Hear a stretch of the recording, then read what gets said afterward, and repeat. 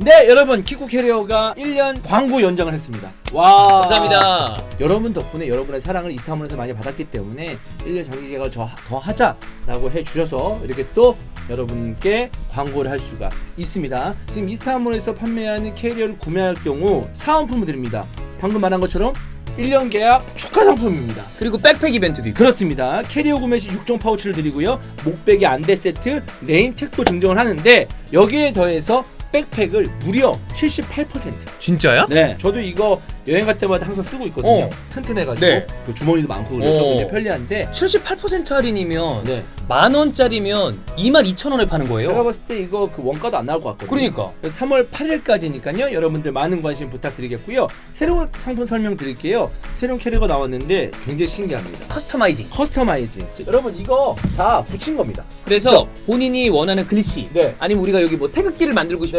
그러면 하얀색, 파란색 이런 걸 이용해가지고 태극기도 그려 넣을 수 있고. 네. 근데 이러면 야 이거 뭐 이래가지고 뭐 한 번 쓰고 마냐? 근데 여러분 요거를 스패츌러를 이용해서 이렇게 긁어내릴 수가 있어요. 이렇게 해서 이렇게 하면 쏙 해서 이 풀 자국이 안 남아요. 네. 네. 그러면서 또 새로운 디자인으로 붙이면 되지. 붙일 수가 있습니다. 그래서 이 그리 상품 여러분들 많은 관심 부탁드리겠고요. 자, 무서운 바퀴. 바퀴가 굉장히 튼튼합니다. 네. 키쿠 캐리어는 제가 뭐 히든 투어를 갈 때 항상 애용하지만 정말 부드럽게 잘 쓰고 있습니다. 여러분 키쿠 캐리어 많은 관심 부탁드리겠습니다. 주간 EPL 시간입니다, 여러분. 우리 그 스포티비 메인 해설장 뭐 어제 뭐 빅경기를 다 했어요, 주말 내내. 아니 왓포드 리버풀. 네. 그 리버풀의 무패가 깨진. 그렇죠. 그다음에 에버튼 맨유 어제 이슈가 많았던. 맞아요. 그거 두 개 있으면 다 먹은 거 아닙니까? 그렇죠. 그래서 지금 벌써 한의원님이랑 지현이 형을 밑으로 깔았다는 얘기가 있어요. 네, 일단 개소리고요. 아 예. 네. 굉장히 경계하는군요. 경계해야죠. 예. 네, 요즘은 좀 겸손해야 됩니다. 아, 네, 아, 아이덴티티가 겸손이요? 네. 잘 어울리지 않나요, 저와? 기억 시옷은 같아요. 네. 겸손과 경솔은 한 끗 차이입니다. 네. 아, 그렇군요. 예예예예. 경솔하죠. 네. 네. 저요? 네. 아, 약간 아니 저한테 10조 원, 5조 원 하는데 10조 원, 5조 원 되려면 겸손해서는 안 됩니다. 그럼요. 네. 그러면 이제부터 2주원 하겠습니다. 그냥 2주원. 아, 2주원 저는- 똑같구나. 아, 저는- 2주원 똑같구나. 저는 사실 굉장히 겸손한데 경솔한 척 하는 거죠. 재미를 위해서. 아니 경솔한데 겸손한 척하는 겁니다. 그리고 똑같이 기억 시옷 감사 이렇게. 아, 그렇군요. 네. 아, 이게 참 이게 뭐 에버튼 맨유도 그렇지만 와퍼 리버풀도 저 되게 가벼운 마음으로 갔거든요. 예. 뭐 당연하겠지라고 생각을 했는데. 찍고 넘어가겠지라고 했는데 근데 그게 초반부터 분위기가 심상치 않더니만 결국에는 너무 뜬금없는 타이밍에 리버풀의 우파가 깨져버렸죠. 그렇습니다. 네. 자 오늘 우리가 주간 EPL에서 볼 경기는 에버튼 대 맨체스터 유나이티드. 그러니까 어제 유료로 묶여있던 경기를 아마 못 본 분들도 있을 텐데 끝나고 난 다음에 이슈가 제법 있었어요. 세 가지 메인 이 이슈를 체크해 보겠습니다. 먼저 굉장한 중거리 슈팅을 꽂아 넣으면서 지금 맨체스터 유나이티드 팬들의 사랑을 듬뿍 받고 있는 브루노 페르난데스. 네. 어제 전체적으로 중계 봤을 때 확실히 잘하던가요? 드디어 맨유가 이 2선에서의 적임자를 찾았다라는 느낌이었습니다. 뭐죠? 드디어 막 이런 얘기 하니까 네. 아까 방금 얘기했던 그 경솔이라는 단어가 떠올라서. 왜죠? 네가 뭔데 그런 걸 판단하죠? 그러니까 들어보세요. 네. 선생님 들어보세요. 네. 선생님이요? 네, 선생님 네, 들어보세요. 네. 자, 지금까지 맨유에서 형이 이 뭐 자리 너 가르쳤나요? 아니 뭐 어쨌든 제가 이제 10조 혹은 5조 아, 원이고 알겠습니다. 예. 이제 오리지널 10조이라는 얘기는 들어보면 욕하려고 하는 거 약간 같아. 일부러 약간 그런 게 있어요. 그 선배님이 만들어내신 단어 아닌가요? 맞아요. 네. 역시 배우신 분. 네. 예.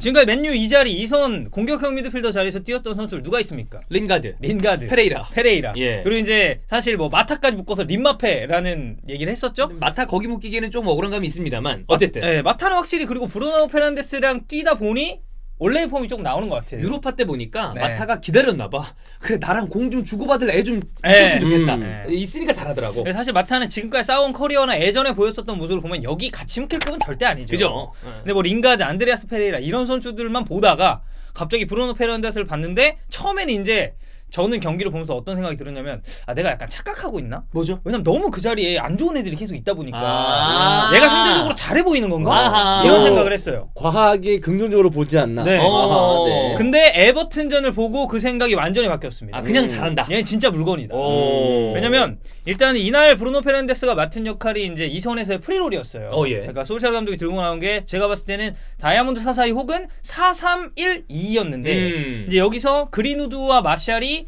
가운데로 좁혀두냐 아니면 이제 찢어주냐에 따라서 페르난데스의 위치는 계속 변했죠. 그렇죠. 이제 뭐 3톱의 중앙 공격수처럼 설 때도 있었고, 펄스 나인처럼 올라갈 때도 있고. 그렇죠. 그리고 아예 측면 쪽으로 빠져서 공격 전개를 도와줄 때도 있었고, 혹은 이제 2선에서 이 두 명의 투톱을 받쳐줄 때도 있었고, 확실히 그러니까 전방 지역에서 브루노 페르난데스를 풀어놓으니까 맨유의 전체적인 공격이 뭐 볼 순환이라든지 이런 부분에 있어서 좀 잘 돌아가지 않았나라는 느낌이 저는 굉장히 많이 들었습니다. 지금 왜 여기 보시다시피 히트맵을 보시면 거의 공격적인 그러니까 상대 진영에서 전체 전방에 다 찍혀 있어요. 네, 맞아요. 확실히 다양한 롤을 부여받은 것도 맞지만 이 선수의 어떤 본래 가지고 있는 탤런트가 굉장히 전방 쪽에서 많은 움직임과 여러 가지 롤을 수행할 수 있는 선수다. 네. 저는 브루노 페르난데스를 보면서 뭐 공 잘 차고 팀에 좋은 영향을 미친다. 뭐 맞죠. 근데 제일 인상적인 거는 이 친구가 과감합니다. 맞아요. 예.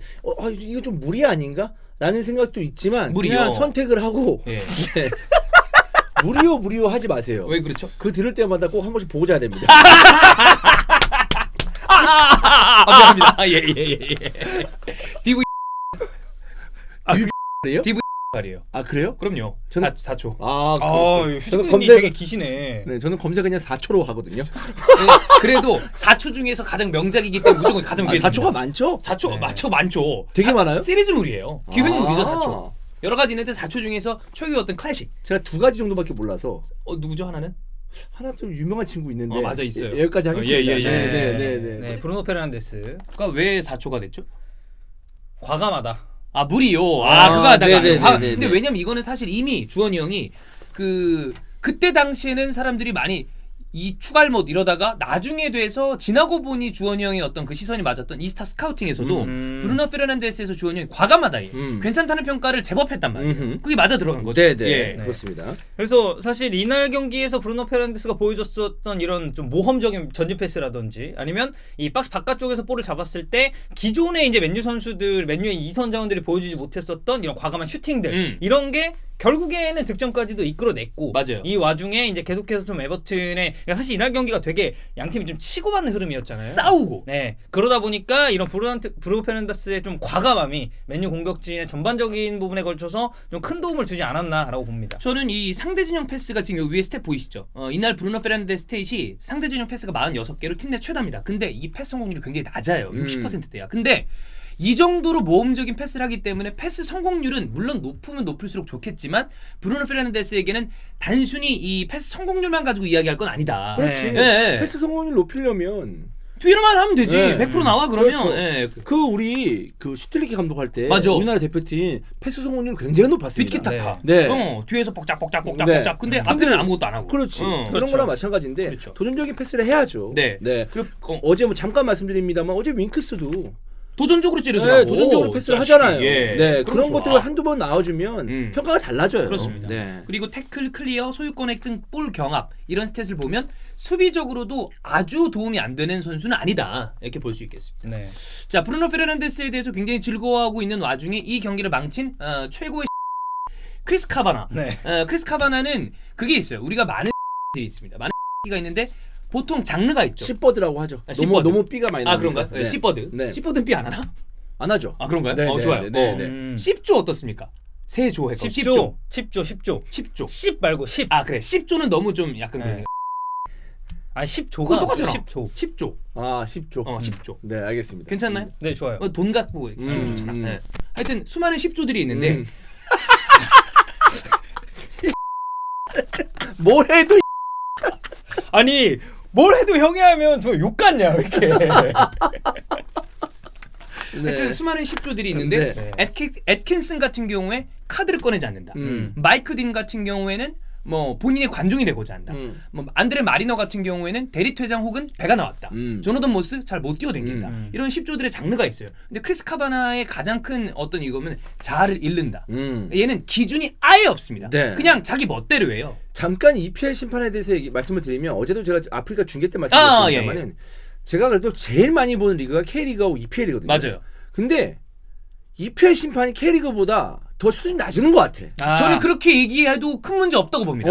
진짜로. 네, 그리고 얘네들은 실수할 수 있죠. 근데 왜 더 수준이 낮게 보이냐면 이상한 자존심이 있어요. 그래. 딱 봤을 때. 여기에 얘들 VAR 영상 안 보잖아. 온필드 안 보잖아. 네. 되게 안 맞는 표현인데 부정적인 느낌으로 쓰는 우리 일본식 단어 있죠. 곤조. 그래, 그래. 그게 있어. 그러니까. 그런 것도 그렇고 이게 85년생이더라고. 어리네. 나랑 동갑이야. 마이클 올리버가 85년생이에요. 근데 올리버는 이 10조들 가운데서는 그래도 부펀데 욕도 먹고.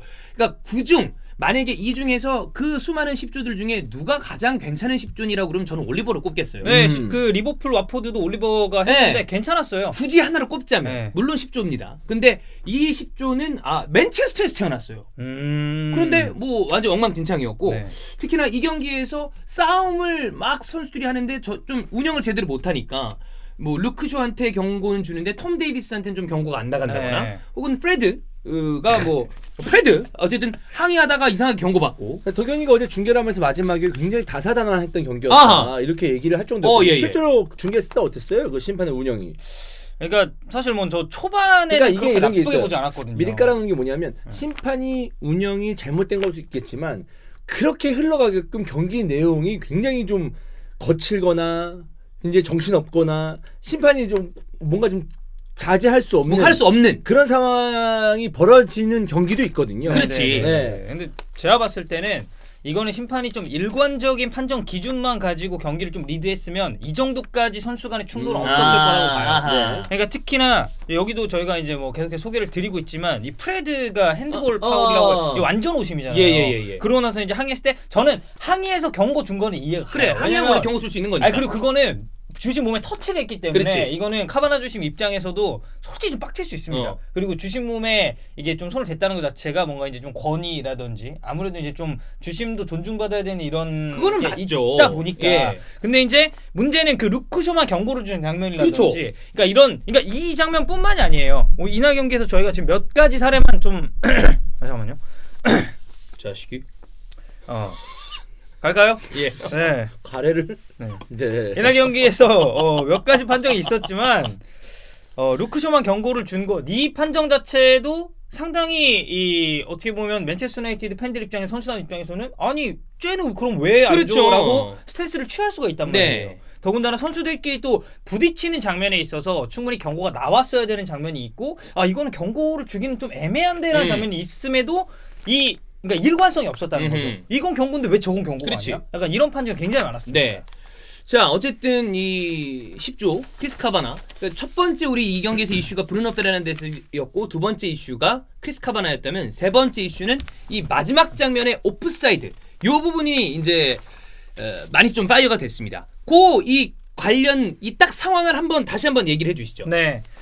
일단은 측면 지역에서 볼이 넘어왔어요. 그래서 이 볼을 슈팅을 했습니다. 슈팅을 했는데 그때 앞서서 시그루드손이 골대 앞에 이렇게 동작 이후에 앉아 있었단 말이에요. 맞아요. 근데 슈팅한 공이 맥과이어의 여기 가랑이 사이를 맞고 굴절이 됐습니다. 맞아요. 그러면서 대야는 역동작에 걸렸죠. 그리고 나서 공은 그대로 굴러갑니다. 근데 여기서 문제는 뭐냐면 시그루드손이 이렇게 발을 쭉 뻗고 있다가 이 발을 해요. 이렇게 빼요.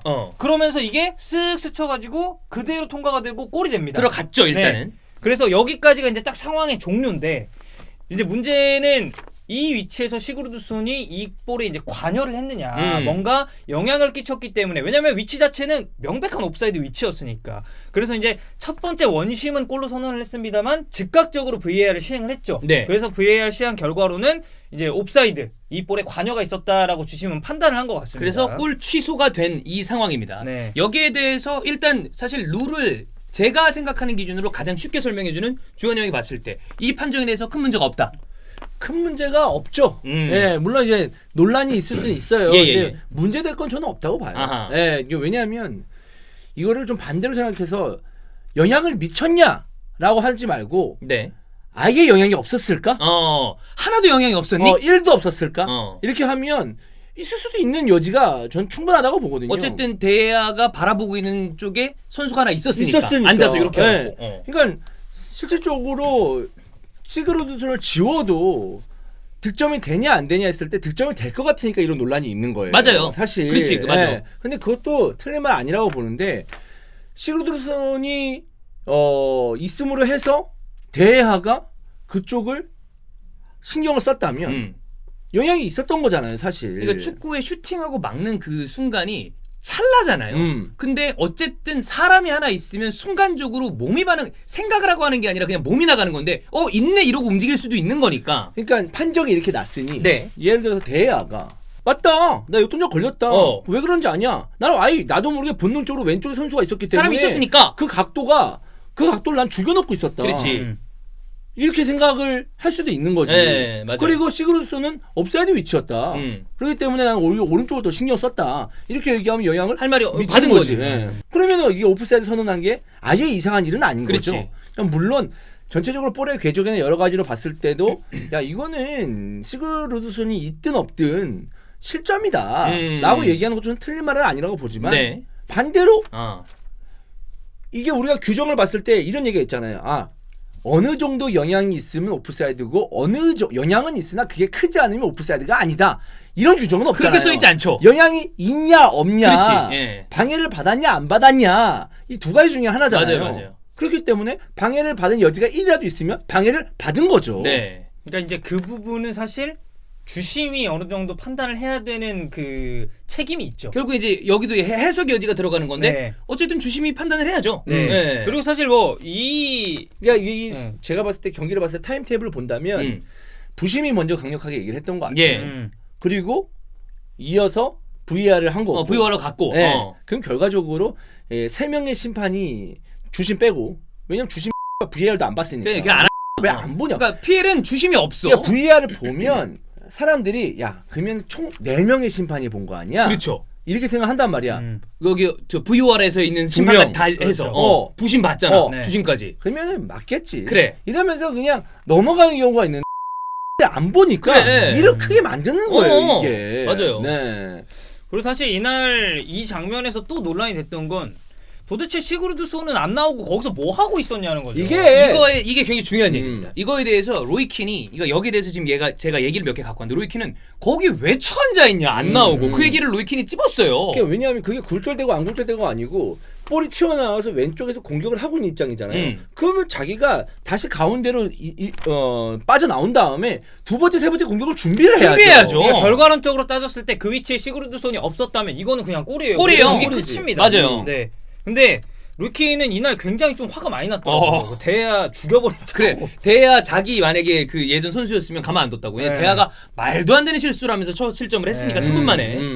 일단 이 대다수의 어떤 이 여러 가지 해외 이야기들이나 전체적으로 우리나라 팬들 그리고 전문가들의 이야기는 오프사이드가 맞다. 네. 근데 아니라고 이야기하는 쪽도 없는 건 아니거든요. 그쪽 얘기를 들으면 일단 칼버트 루인 같은 경우에 키퍼 그러니까 대야는 반대쪽으로 못 날렸다. 역동의자에 걸렸죠. 어차피 막을 수 없는 궤적이었는데 무슨 영향을 받았다는 거냐라고 이야기하는 게 이제 칼버트 루인이고 그다음에 에버튼의 스트라이커로 활약을 했었던 앤디 그레이 같은 경우에 시그루드손 발 접었다. 그러니까 플레이 관이 안 됐다. 그리고 대야 몸 날린 상태에서 그 다음에 맥과이어 맞고 굴절됐기 때문에 이건 시그루드손이 키퍼에 영향을 미칠 수 없는 그런 상황이었다라고 얘기를 했고 샘 엘러다이스도 시그루드손 누워있는 상태로 대야가 서 있는데 이게 시야가 방해가 되나? 약간 좀 의문 어린 네. 이런 이야기를 하는 쪽도 있습니다만 전체적으로는 주원이 형이 얘기했던 것처럼 오프사이드가 맞다 쪽으로 지금 뭐 대다수의 의견이 모아지고 있습니다. 나는 이게 골로 선언돼도 별 문제가 없었다고 봐요. 그렇게 됐다면 네. 아까 얘기했던 사람들의 어떤 그것 때문에 맞는 거지. 그렇지. 그러니까 이 관여라는 게 참 애매한 것 그게 같은데 좀 쉽지 않아. 플레이의 관여라고 나오잖아요. 예. 그러니까 관여라는 이제 그런 입장에서 보시는 분들은 약간 이런 의견을 낼 수도 있죠. 시그루드손이 플레이에 관여를 했냐 안 했냐는 이 선수는 그럼 그대로 가만히 있었어야 된다. 발을 빼지도 말고 그냥 그 상태로 있어야 아무것도. 되는데 만약에 그 상태로 있었으면 이거는 시그루드손 발에 맞았거든요. 그렇죠. 사실. 그러면서 그냥 플레이가 종료가 됐단 종료되는 말이에요. 거지. 옵사이드로. 그러니까 이렇기 때문에 옵사이드라고 주장하는 의견도 분명히 있다는 얘기죠. 네, 그렇습니다.